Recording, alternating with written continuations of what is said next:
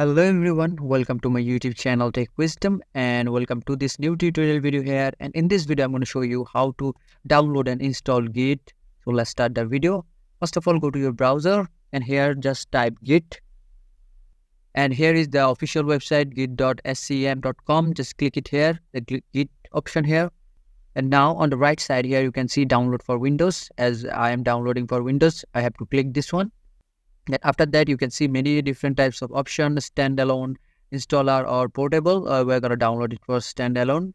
If your Windows is 32-bit, you have to download it. And if your Windows is 64-bit, you have to download it. Mine is 64-bit, so click it here.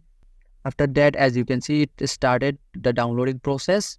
I already downloaded, so I'm going to go to the folder. And after that, all you have to do is double click it.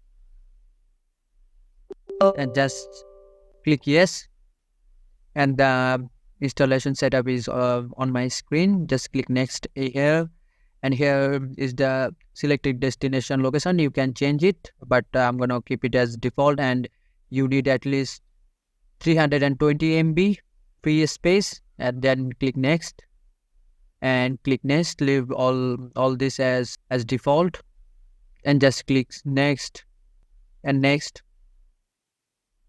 Leave it is as it is. The default one will be the best for you. Also for this, same thing, the default one, and select next, next, next, next, next.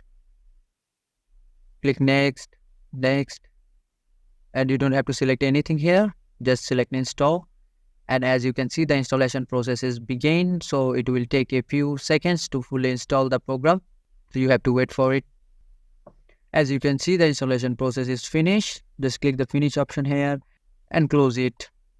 Now we are going to ensure it the installation program is rightly installed. Go to the search option here, search cmd.